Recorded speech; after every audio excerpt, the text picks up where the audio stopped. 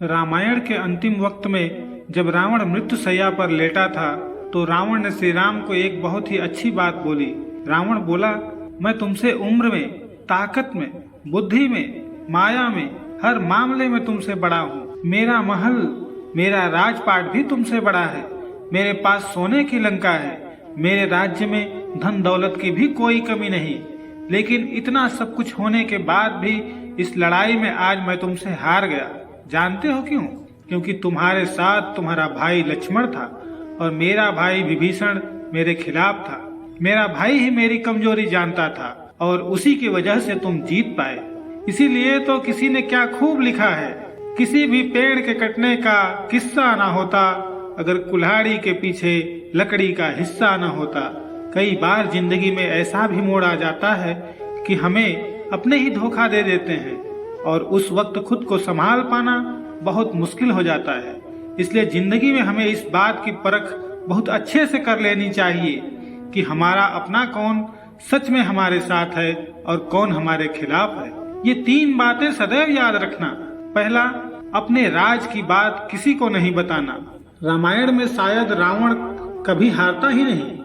अगर विभीषण श्री राम को रावण की मृत्यु का रहस्य नहीं बताते, हमें भी जिंदगी की अपनी सीक्रेट बातें हर किसी को नहीं बतानी चाहिए, खासकर वो बातें जिनसे हमारा ही नुकसान हो जाए। भले कुछ बातें आपको अंदर ही अंदर परेशान करें, लेकिन उन्हें तब तक किसी को ना बताएं जब तक आप खुद ये डिसाइड ना कर लें कि उन्हें बताने से कहीं आपका कोई नुकसान तो नहीं होगा।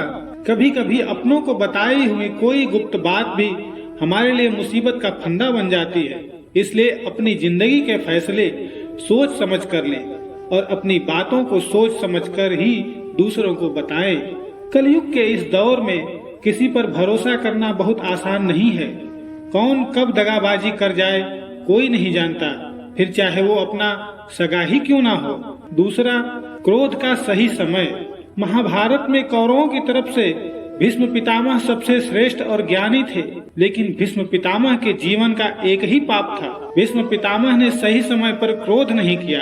द्रौपदी चीर हरण के समय भीष्म पितामह अपनी आंखों के सामने हो रहे अन्याय और दुर्योधन के पाप कर्म को देखने के बाद भी चुप रहे। वहीं दूसरी तरफ रामायण में जटायु थे, जिन्होंने सीता हरण के समय रावण पर क्रोध किया।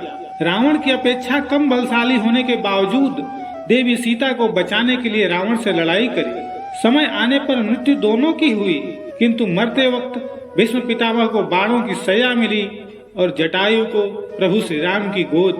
वेदों में कहा गया है कि क्रोध भी तब पुण्य बन जाता है जब वह धर्म और मर्यादा के लिए किया जाए, और सहनशीलता तब भी पाप बन जाती है जब वह धर्म और मर्यादा को बचा न पाए। क्रोध या फिर गुस्सा सही कर्म और अच्छे के लिए किया जाए तो वो कभी गलत नहीं होता। बेवजह क्रोध करना इंसान को कमजोर बना देता है, लेकिन वहीं वजह होने पर भी शांत रहना हमें अंदर से खत्म कर देता है। क्रोध हमेशा गलत नहीं होता, बशर्ते वो सही जगह और सही चीजों के लिए किया जाए।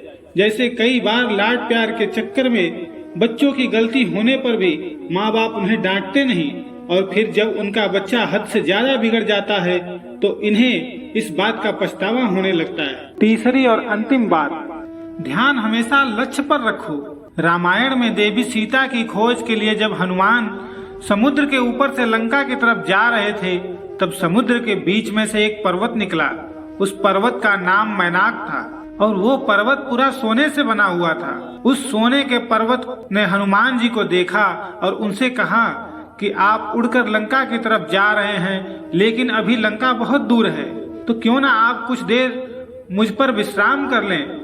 हनुमान जी ने मैनाक पर्वत को देखा और बोले, आपने मेरा इतना ध्यान रखा और मुझे विश्राम करने के लिए प्रस्ताव दिया, इसके लिए बहुत बहुत धन्यवाद। लेकिन मैं अभी रुक नहीं सकता। मेरा लक्ष्य है माता सीता की खोज करना, और जब तक मैं अपना लक्ष्य पूरा नहीं कर लेता तब तक मैं रुक नहीं सकता। पर्वत बोला, अभी सफर बहुत लंबा है, आपको विश्राम कर लेना चाहिए। हनुमान जी बोले, अभी मुझ में बहुत उत्साह है, लेकिन अगर मैं आपकी बातों में आकर रुक गया तो मुझ में आलस्य आ सकता है। हनुमान जी समझ गए थे ये सोने का पर्वत है, अगर मैं इस पर रुक गया तो कहीं न कहीं मेरे जीवन में आलस्य, भोग विलास आ सकता है। हनुमान जी मैनाक को धन्यवाद कहकर आगे बढ़ गए। जब हम किसी लक्ष्य की ओर बढ़ते हैं तो हमें भी भोग विलास, सुख सुविधा के साधन मिलते हैं। कभी कभी कार, मोबाइल, टीवी जैसी चीजें मैनाक पर्वत की तरह हमें रोकती हैं। बुद्धिमानी ये होनी चाहिए कि इन्हें स्पर्श करें और यानी इनका उपयोग करें और अपने लक्ष्य की ओर बढ़ जाएं। कुछ लोग इन चीजों में ही बंद कर रह जाते हैं और अपनी मंजिल से भटक जाते हैं। अपने लक्ष्य तक पहुंचने के लिए हमें उन चीजों से हमेशा दूर ही रहना चाहिए जो हमें हमारे लक्ष्य से भटका सकती हैं। हमेशा अपने लक्ष्य को सबसे ऊपर रखें और जब तक उसे पा न लें तब तक रुके नहीं। जो व्यक्ति अपने लक्ष्य को पाने से पहले ही खुद को आराम दे दे वो अक्सर असफल हो जाता है। किसी भी काम में अगर सफलता पानी है तो उससे सबसे पहले पूरा करें, तब जाके उसके रिजल्ट के बारे में सोचें।